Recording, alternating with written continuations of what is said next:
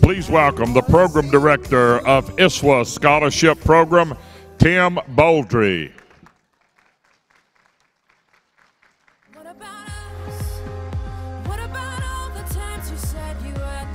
Hi everybody, it's an honor to be here today. And I was just thinking this week about my favorite time of the year. And the first thing that came up was Christmas. And then I started thinking about World Congress. And then I was trying to compare the two, which do I love more? So you guys are like up there with Santa Claus right now with me. But not just that, you guys replied to my emails, so I think I like you guys a little bit more. Anyways, on a serious note, I wanted to just take about 10 seconds to think about all the people that are affected by the natural disasters, whether they're hurricanes or flooding, mudslides or earthquakes. And we all come from a specialty in this field, so I think it would be a good idea to just send them our positive energy. And if we just take 10 seconds, think about love, think about strength, and think about sending it out to them. We'll start right now.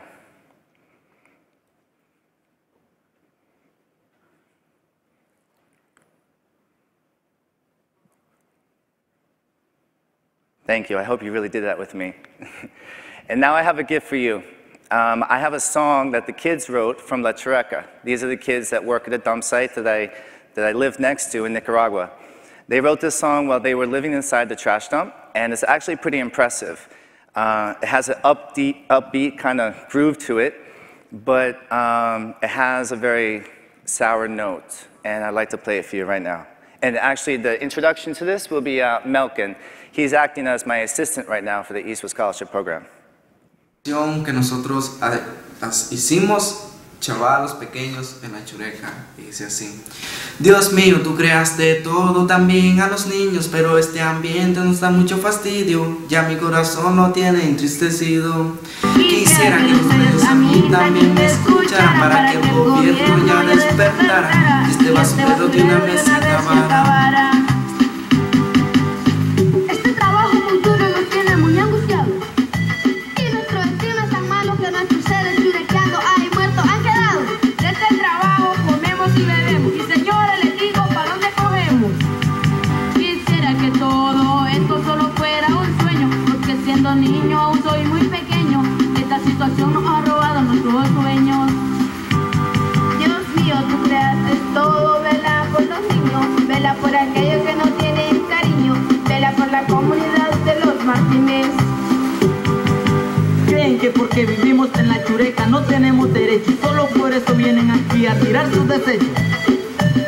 Lo que queremos es una casa con buenos techos, no más mentiras, queremos los hechos.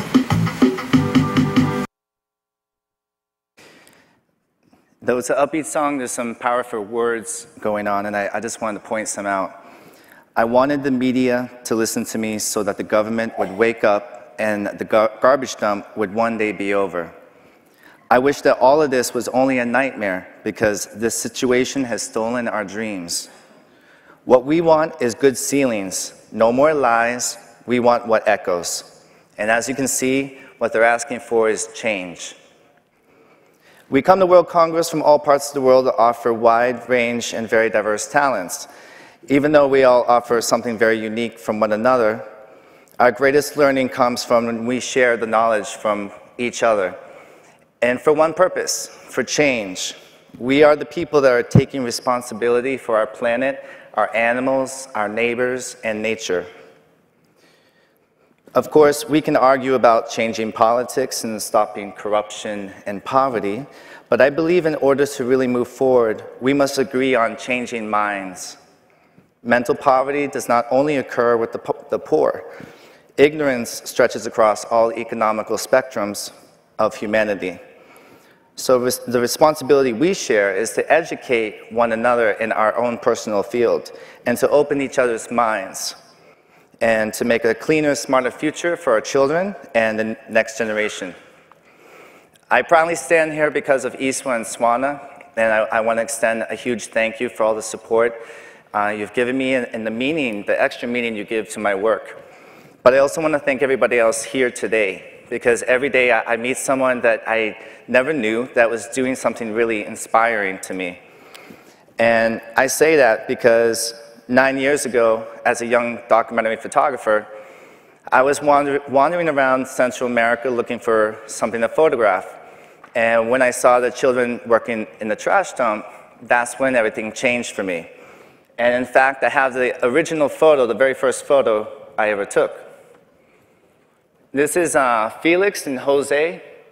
And of course, this is many years ago. Now their little brother is named after me, Timoteo.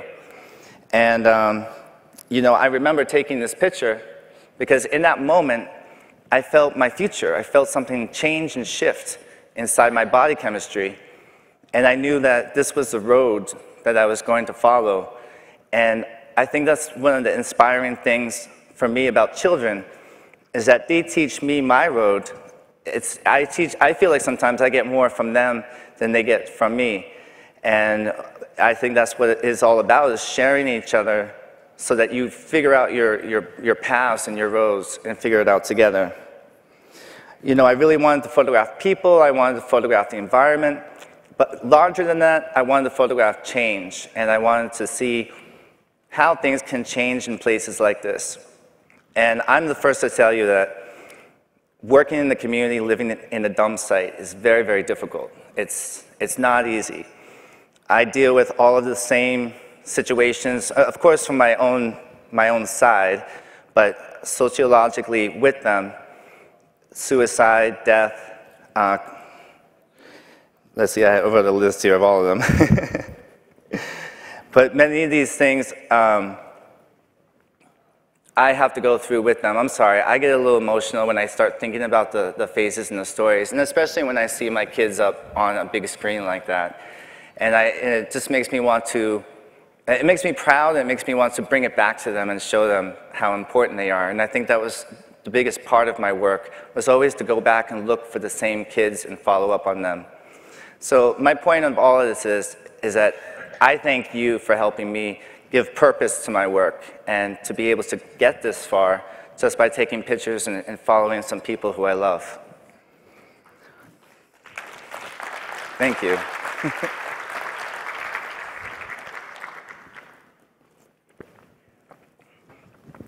Next, I'm going to show you, I'm going to run through a bunch of trash dumps, and I divided these up into reasons people migrate to open dump sites and its effects.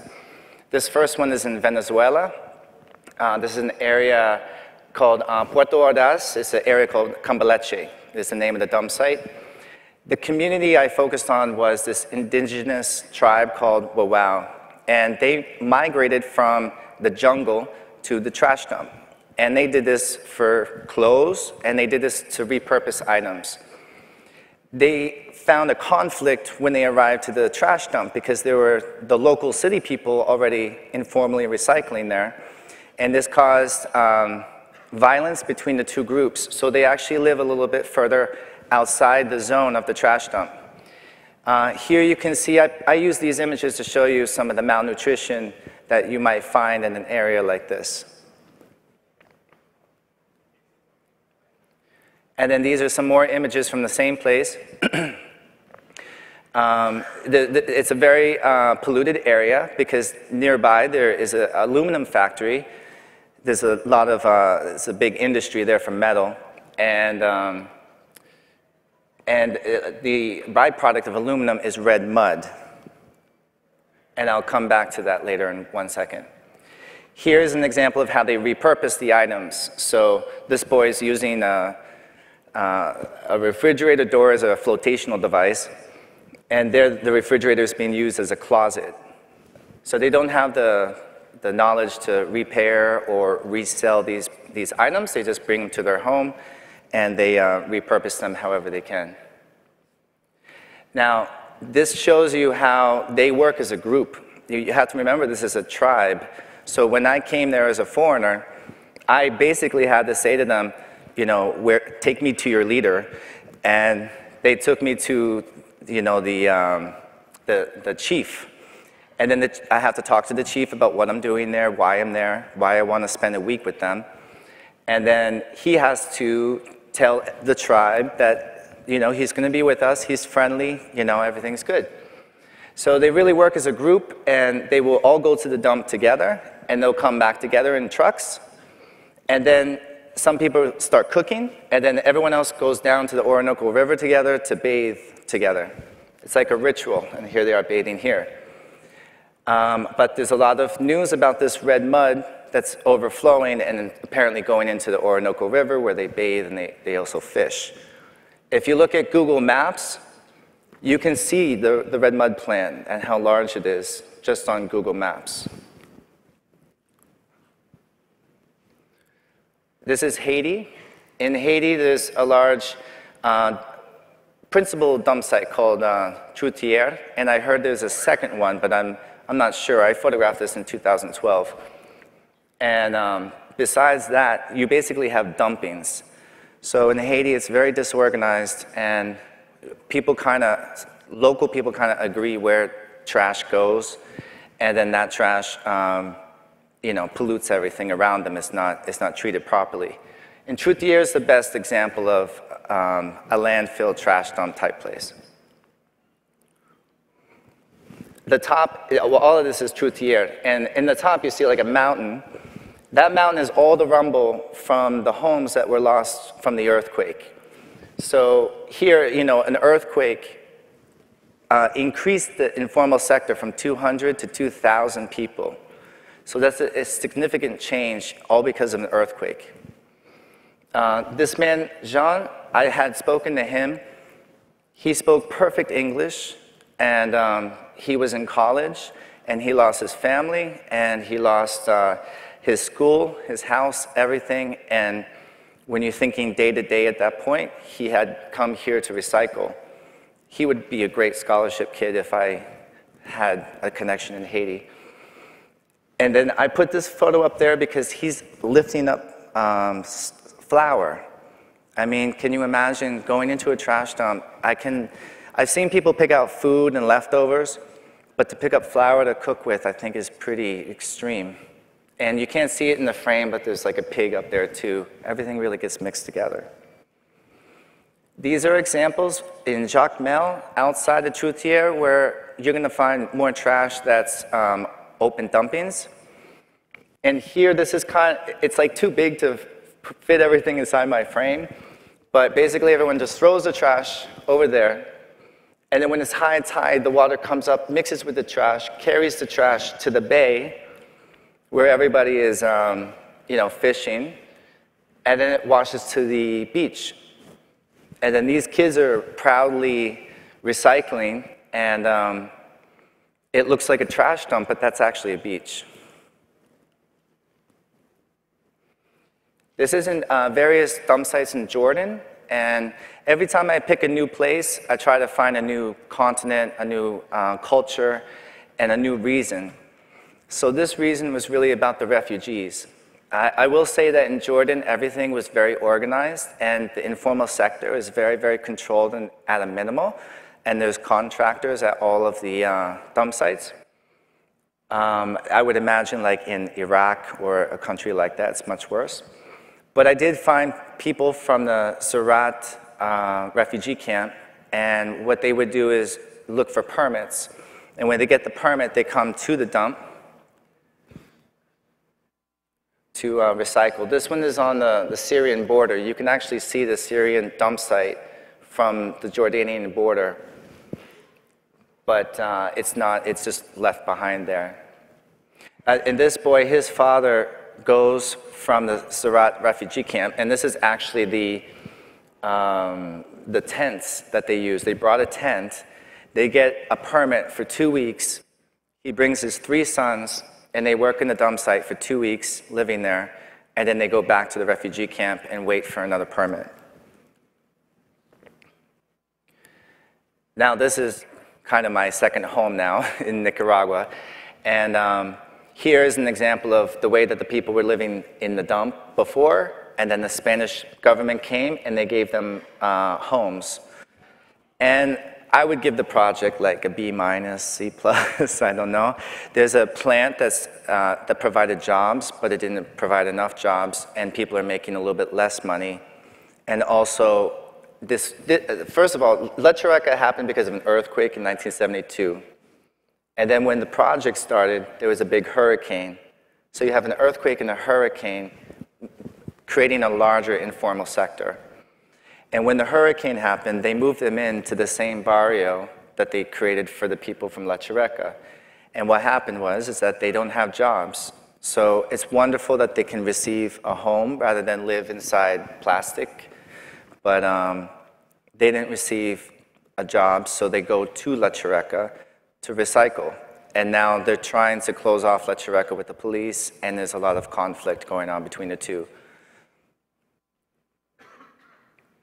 And then this is more examples. This is actually ISWA mom. I didn't know it was her until this past year. I took this photo like in 2009. I was just going through old photos, and I was like, oh my God, is that you, Marcia? And then this is the plant, to give you an example of how they're recycling inside. And then this is the sister dump site of La Chureka, which is Nueva Vida. We have an ISWA kid here, Josefina, and this is when I first got to know who she was. And then this just more illustrates this dump site. And again, a lot of people came to this dump site because of Hurricane Mitch, and then later in Hurricane, there was like a later hurricane, I can't remember the name of it. In Honduras, I had been to the two major cities. The thing that stood out differently about this dump site is that the Mata Salvatrucha is a very big gang. They control the dump site. So what they do is they are the highest bidder for the materials, and so they gain possession of the land. And for that, they are able to do their big drug deals, weapon deals, and even if they need to take care of somebody, they can put them in a dump.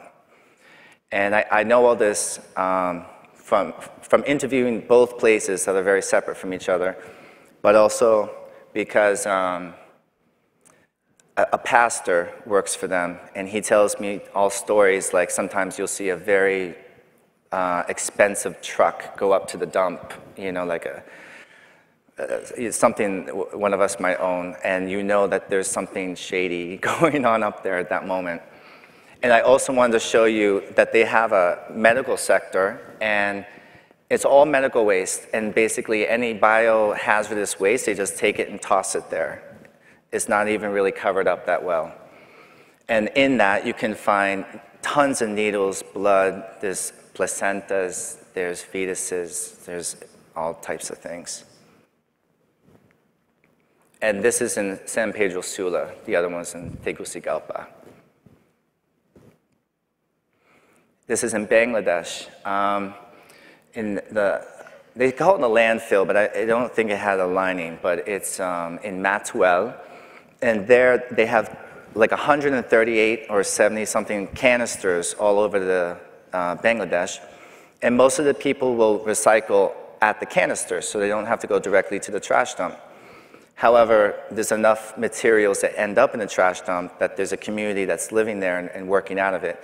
It's mostly women, and there's a lot of women, men had left them, and they feel sort of rejected, and then they need to support their children, and they move into this line of work. An interesting thing about this that might change your diet a little bit is that one thing they look for is bones. And they look for bones because there's all these bone mills right outside the dump. And these bone mills crush it up into powder, and they send it to India, and India converts it into gelatin for pills or for desserts or whatever. On a good note, at this dump, there's security guards that will stop children from going into the dump, and they direct them to this woman where she has a school.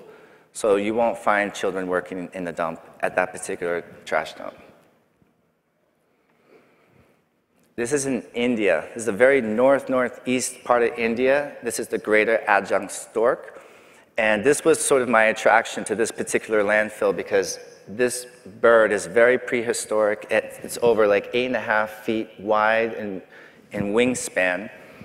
And it loves trash dumps, and it loves low wetlands.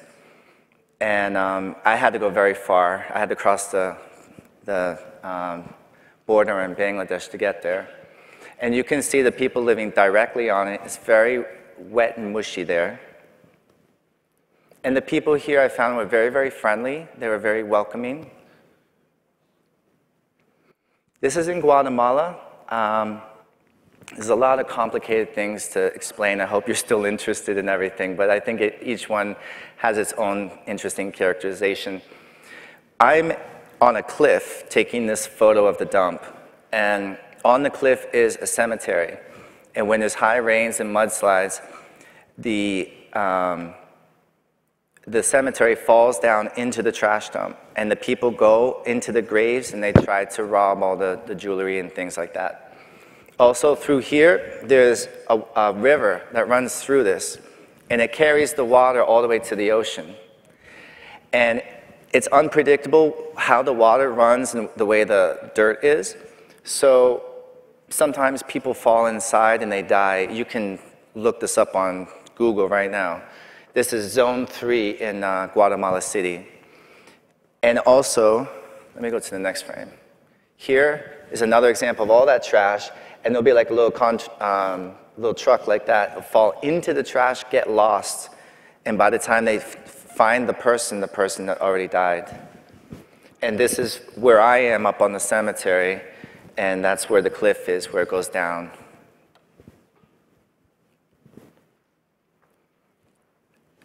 Now, you know, water pollution is a big problem here, and it has to do with all the trash mixing with the water.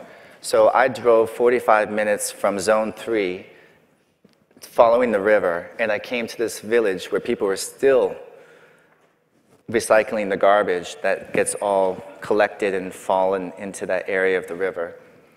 This is another area that's not connected to the river, but it just shows you that the water level like rises, and then it mixes with the clean water, and people are getting very sick over here.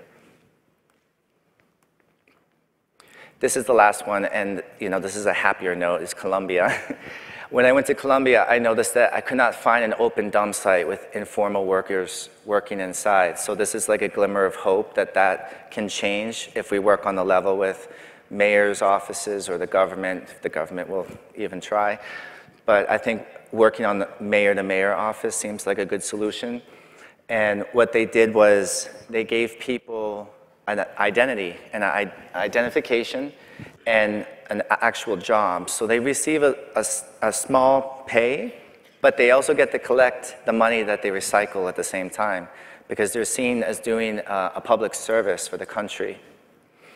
And then on the bottom, I looked for whatever informal work I could potentially find, and the only thing I could find was in Barranquilla, where there was a small group of drug users. This man is smoking crack, and he basically finds whatever he can on the way to the dump to feed his habit of the drug habit. And I actually see this in Nicaragua, that there's people that will recycle solely to feed their own habit.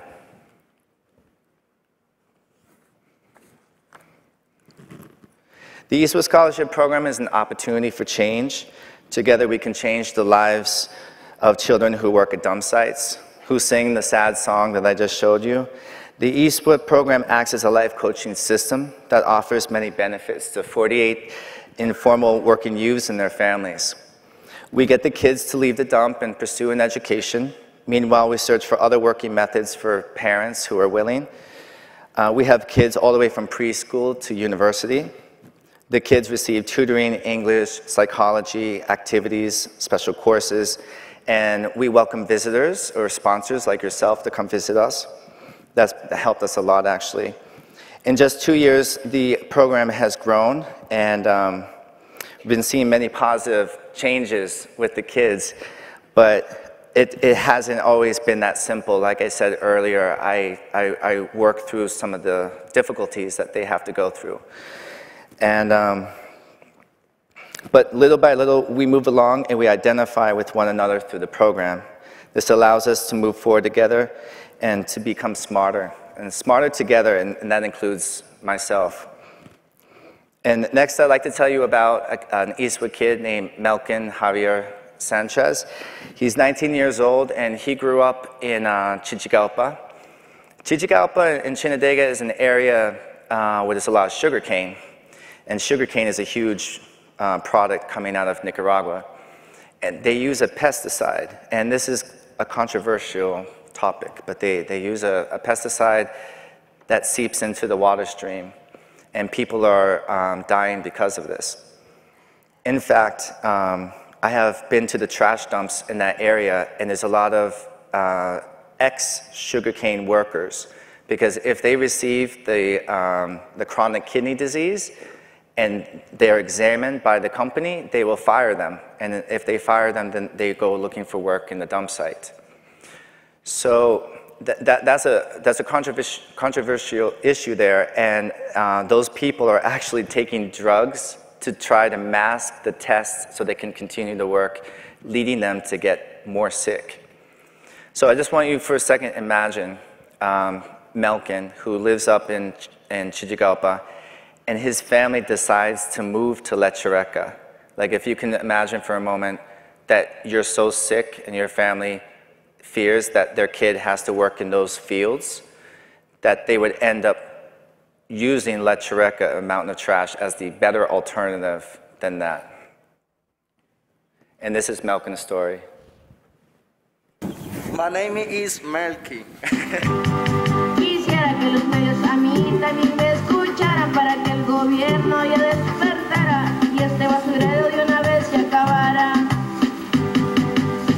Este trabajo muy duro nos tiene muy angustiados y nuestro destino es tan malo que nuestros seres churequeando hay muertos han quedado. De este trabajo comemos y... Esa. Ya le pusiste la cara encima. Que te va a ir.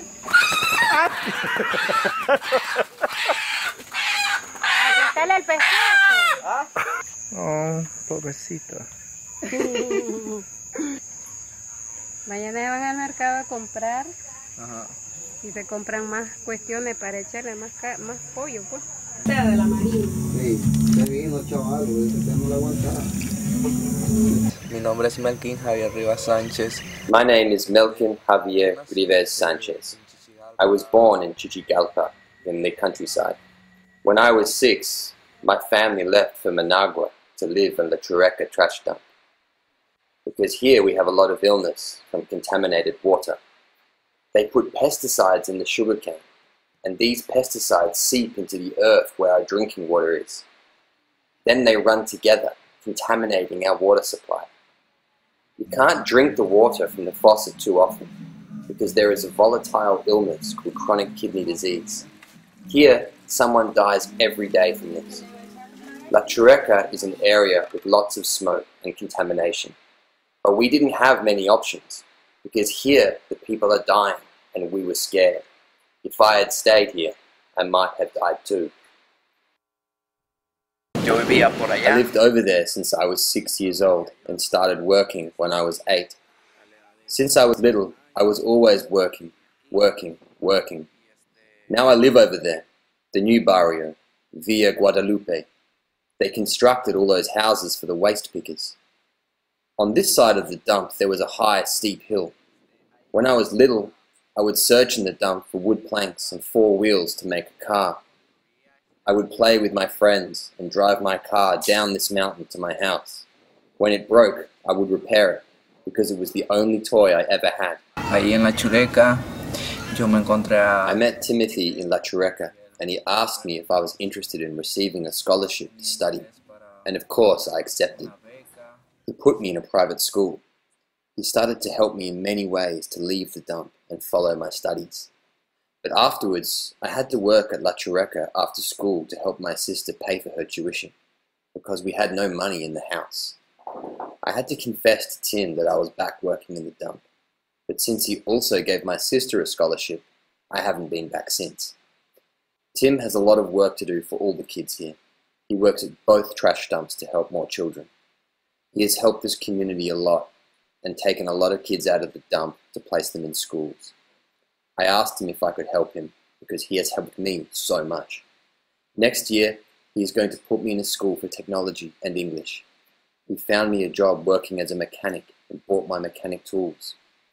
He helps me with everything, so I help him in the office, with his car, and with other jobs.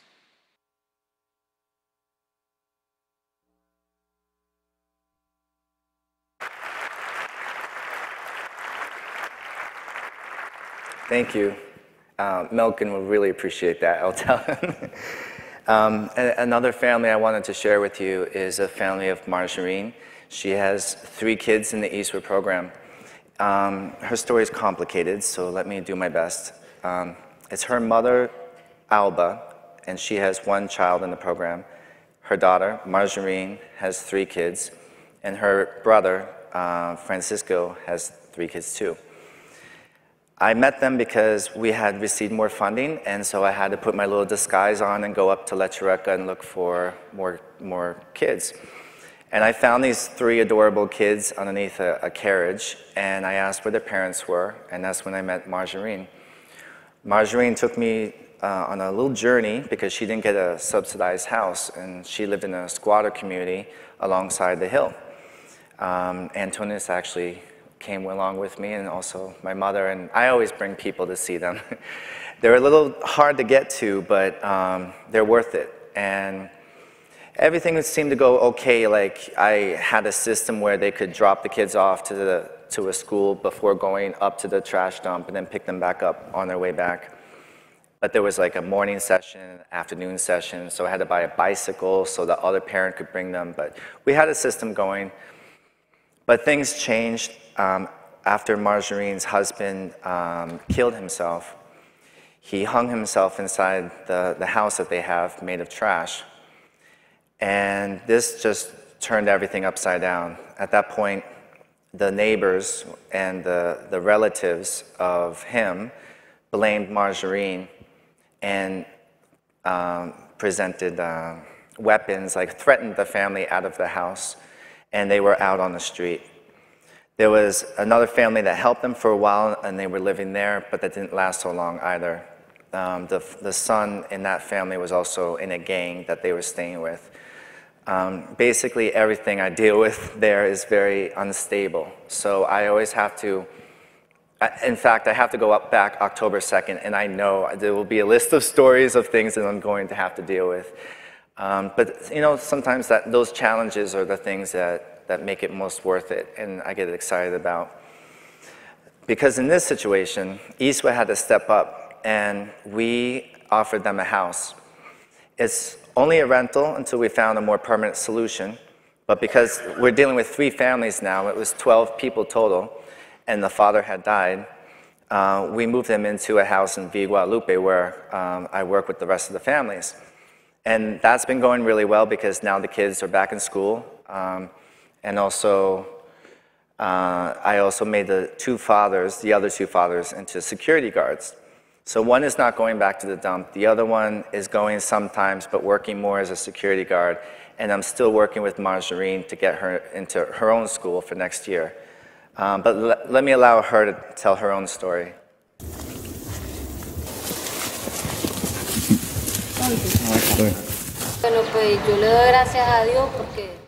My kids are in the ISWA program. ISWA has given me the support I need. Thanks to God for putting me in your path, because the program has helped me and my children so much. I work in the trash dump and was bringing my children there. But since the day I met you and brought you to my house in Ciudad Sandino, you started to change my life and the lives of my children. My life changed before in Ciudad Sandino because my husband committed suicide. He left me alone with my children, and now my life has been a lot more difficult. The family of my husband threw us out of our house. They wanted to take my kids too. But my mother fought for me and gave me support. She helped me a lot to move forward with my kids and not have my children taken away. I had a pig pen with my husband, but it was alone. Later, all of my animals, my horse and carriage, everything was stolen by my husband's family. I was forced to move to the street. They burned my clothes, they took everything and threw me out like a dog. I had nothing, nor a place to live. I just moved along with my mum and my kids. But thank God I met Timothy. He gave me support, put my kids into school, and now things are more secure. The help he gave me is to keep my kids studying for their future, to one day be great people, and for nobody to bother them. I know they will do something with their lives because now one of them is graduating. Thanks to ISWA for buying the graduation gown, and to my daughter Cynthia, who is moving into her next grade too. It makes me proud, and Timothy too, because we are fighting for their future now so that they can move forward with their lives. Our lives are sad and painful because every day we work under direct sun or during rainy times in the dump. We work from 6 a.m. to 6 p.m. We recycle materials to be able to survive. In the dump, we find food to eat for my children and my grandchildren. We have a problem with the husband of my daughter because he committed suicide due to many addictions. My son-in-law abused my daughter a lot, and also my grandchildren. Now, the ISWA program has provided us with a house because we lost everything from before. They threatened to kill my daughter and my grandchildren. I am afraid as a mother they would do something to them because now his family is following us and bothering us again. With the help of Timothy, we feel more secure and supported. With his help, the kids study, and now we have this safe and beautiful house. Good afternoon, everyone. I feel very grateful because Timothy and ISWA helped in many different ways. For example, I obtained the documents I needed to get a job as an armed security guard. I feel grateful for the support also. There are no words to express the huge help you all offered us. Thank God you're with us. Gracias, ISWA!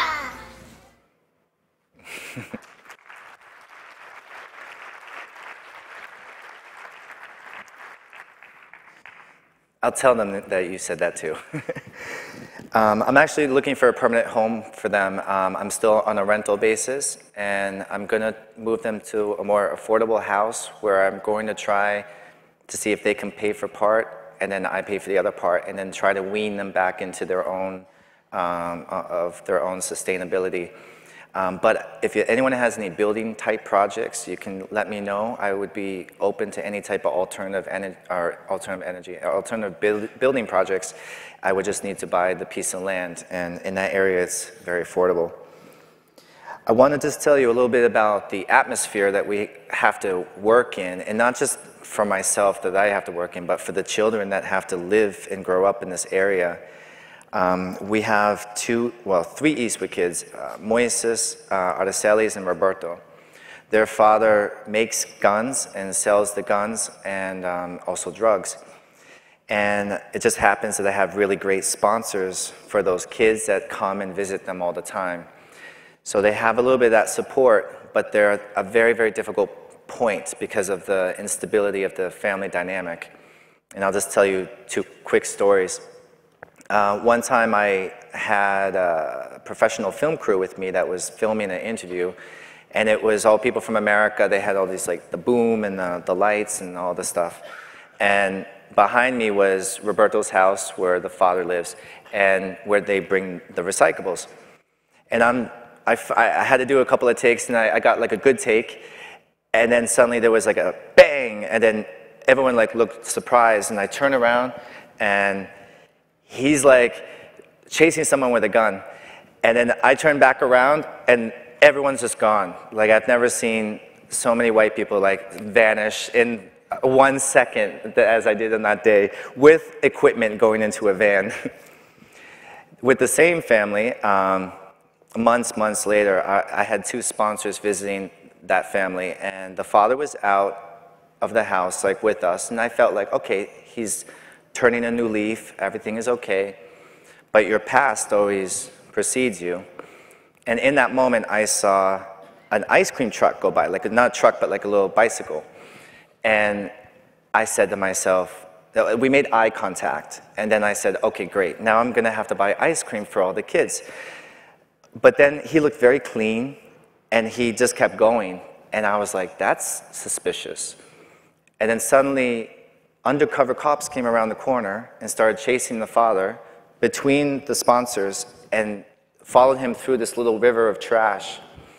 A river of trash you'll actually see in this next video. And also in this next video, we're going to have Milken again show us how people look for medical waste to use as crack pipes.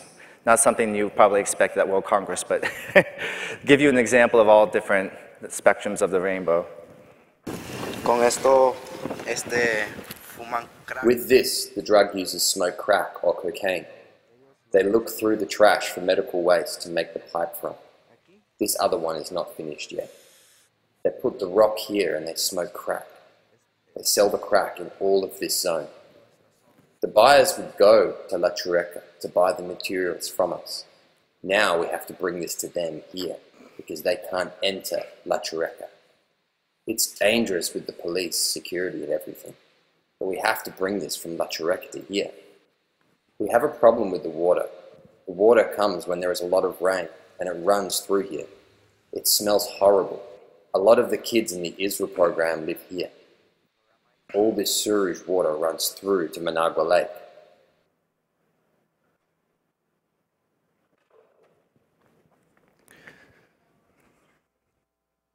So, all of these situations made me think about what can I do with all this instability. And my solution came to the ISWA Centre.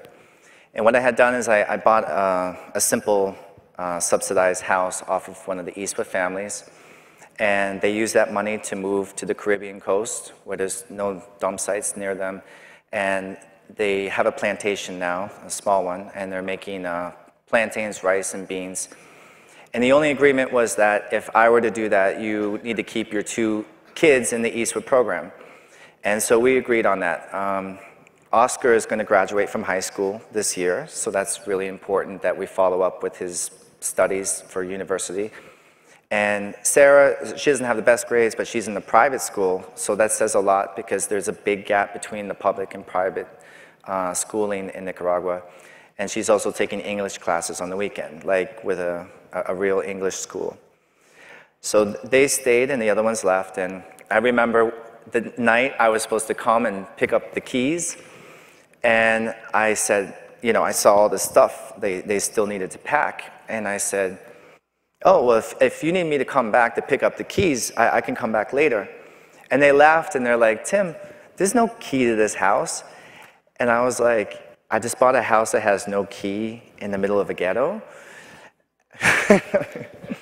But didn't see that one coming, I just assumed. But so we had to close the door with a string and a rock. And I had work to do in Guatemala and Honduras in that moment. So there were like a 5-day window where there was no one there. And during that time, we had people come into the house knowing that it was just sold and vacant. And they stole the toilet and the electrical system and the little pipes for the water. They stole the back door and they broke the back wall. So when I came back, I had a project in front of my hands, and I'm sorry, I'm supposed to be playing this the entire time. To give you a little bit more of an illustration of the, these are the parents here, and this is the house and the way that we started. We didn't have a wall on that side. So little by little, the phase 1 construction was really all about security. So we made a wall there, and then we extended the barbed wire along the top. And then there was a lot of work to do in the front. We had to take out all the unevenness. We had to cut down all the trees. Another problem is that people were selling drugs out of the center at night, so we had to make sure that it was really sealed up so no one could go in and party and do drugs or sell drugs or anything. That's them extending the wall in the back. And this is the construction they started to do on the front roof. We had to do the roof first so the workers could work more easily, and then we eventually did the front gate and the front wall. And we got the kids involved too into the painting and the construction. I also contracted people from La Chureca to do the work, and they actually did a pretty good job. So phase 1 is almost done. I have still like a gap that I need to fill up because someone could potentially sneak in. But after that, you know, thanks to SWANA, ISWA, MB, helping me with the auction and everything, we raised some good money, and I think we're going to have like a nice product in the end for the ISWA Centre and get the logo up. I would like to make a plaque for all donors if you bought a photograph or you know, you gave a donation. I would love to put a list up there, and of course you're all more than welcome to come. But I want to make this be a positive little place, in a place that looks and smells otherwise ugly. And I want it to be respected by the local community people. And there's the final product as it is right now. And those are our kids in front. There's Kat and James. They came to visit us in Nicaragua, and we had our first activity. So it was really exciting because it was like so much work, and it just, you're working on things that should have been there, like a wall or like a floor. But this made it feel like, okay, I did something. We're getting somewhere with this. And this is like, I did a soft opening, just like a pop-up. You know, I didn't tell the kids about this. I just kind of told them as I drove around, because I know they can migrate really quick and a lot at the same time.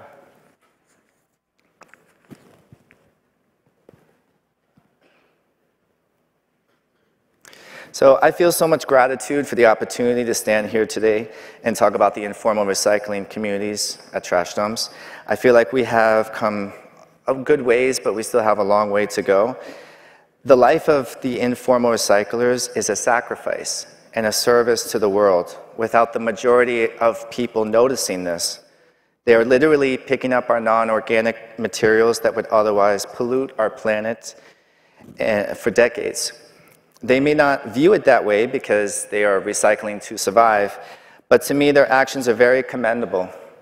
But unfortunately, this has been occurring for generations, and in many cases, the children become the victims in this scenario.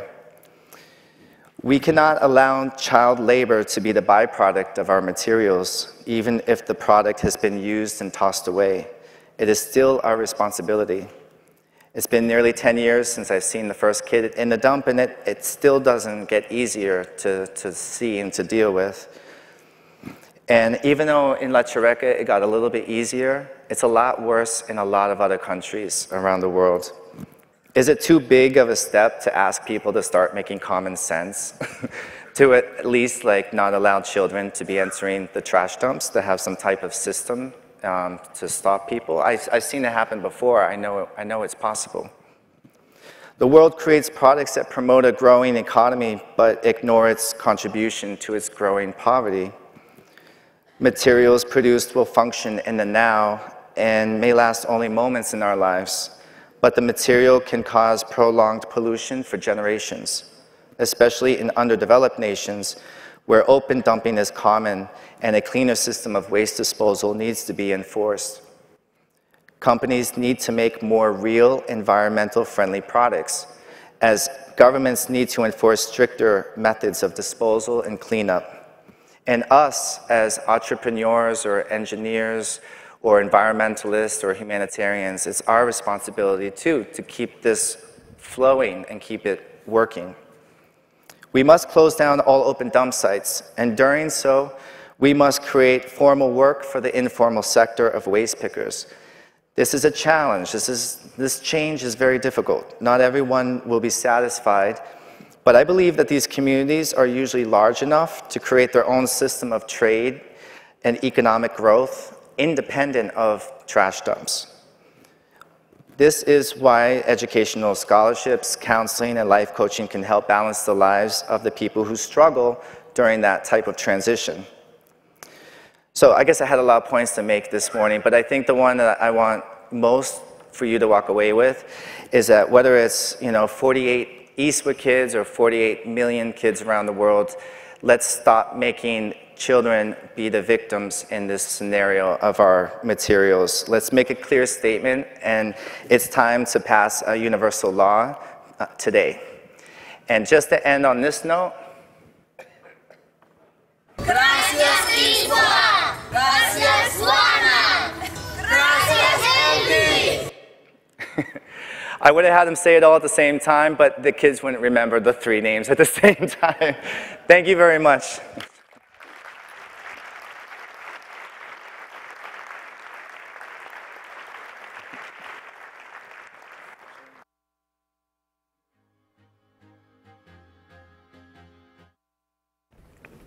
Thank you very much, David, for this impressive presentation that touched all our hearts.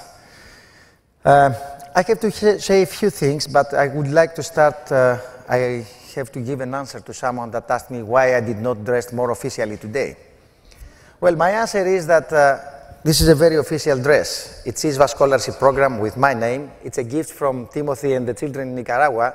I guess there is nothing more official for this special occasion. So I'm very proud to wear it, and I'm sure you are all jealous because you don't have a similar one. It's unique.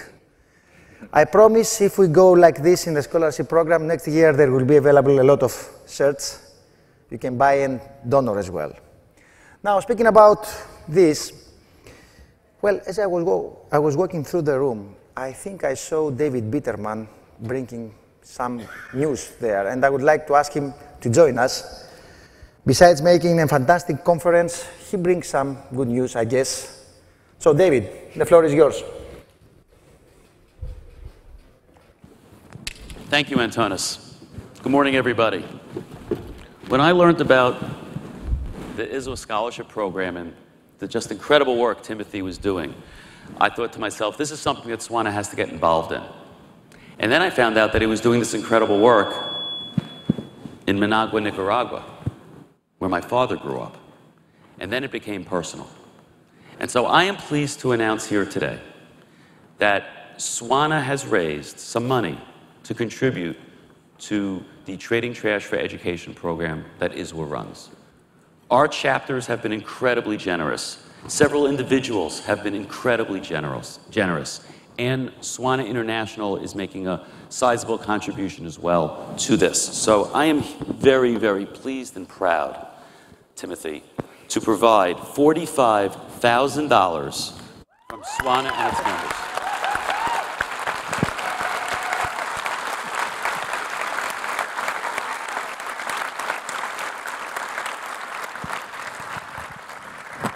Thank you. Thank you very much, David. Well. Wow. You can keep the check, I will keep the floor. Okay? I'm taking this back with me. Okay.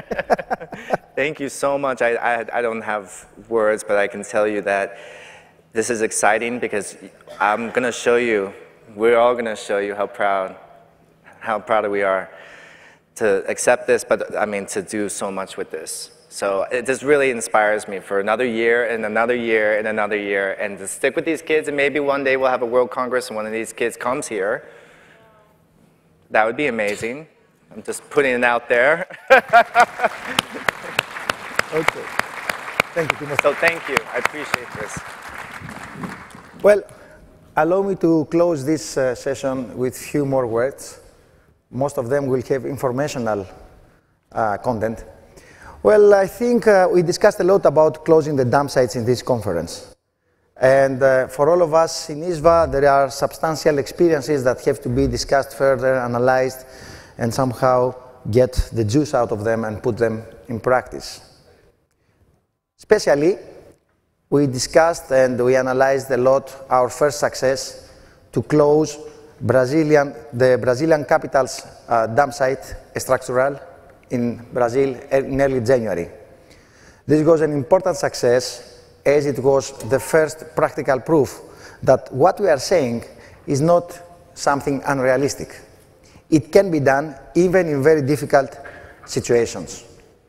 What we are going to do this year is to analyze a lot what lessons can we learn from this practical example. How the local authorities dealt with the informal recyclers, how they prepare the new infrastructure, what's happening in the transit period regarding the social, financial, and administrative issues. And I'm pretty sure that Carlos, ISWA's Vice President, will work hard with the local authorities in order to ensure that we will deliver what we have been requested. Because what we have been requested from the local authorities is to monitor and follow up the progress in all the 75 indicators they have set to ensure that the dump site is closed.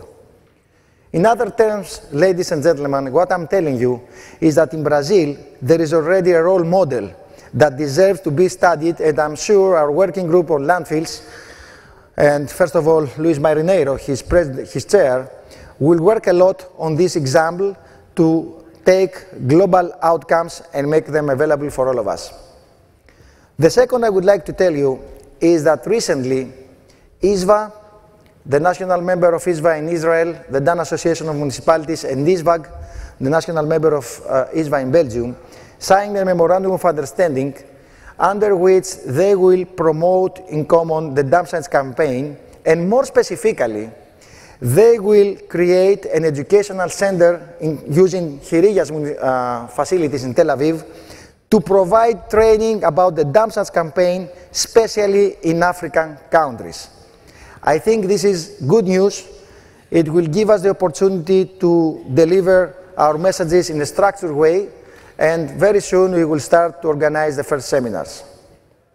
The third I would like to share with you is that we should continue to promote the campaign, but this year we will have 3 specific targets. Target number 1, we will start to deal with financial institutions. Financial institutions are completely unprepared and unaware of the difficulties and the problems involved to close dump sites. Actually, as someone told me yesterday, any commercial bank or even the development banks will never give money to close the dump sites because it's considered too risky and uncertain. However, there are alternatives and issues to be discussed to recover at least part of to ensure that part of the value will be recovered. We are already in discussions with some of these institutions, and soon you will learn more about it. In December, we are trying to go to the United Nations Environmental Assembly. This year is dedicated to pollution. I'm glad to inform you that today we received a letter from UNEP's managing director, who is confirming his availability to work with us and asking for a new meeting in Nairobi to set up how we move for UNEA. And last but not least, I would like to tell you that we are in an intensive phase of preparation, working with a very big company to prepare an artificial intelligence-powered system that will provide free help to municipalities involved in any technical, financial, or social question regarding dump sites closure and the development of alternative systems. It will take some more months to prepare and get the first results, but I can assure you they will be very, very impressive. Having said that, I would like to thank all of you for the support to this project. I would like to thank all of you for the donorships and the support to the project for the children in Nicaragua. And I can assure you that for me, it's an obligation to understand what we are doing in Nicaragua and what we are going to deliver this year, not as a big step forward, but as a small step from our starting point towards our destination. And our destination is to make ISWA capable not to speak about change, but to deliver it. Not to discuss solutions, but to be able to inspire governments, municipalities, and local societies to achieve them. And I guess this will be, for all of us, the best way to go forward. We do have the ambition to leave our footprint in improving the world, the lives of millions of people. And I'm pretty sure that if we continue like this, with such type of conferences and support from you, we will deliver. Thank you.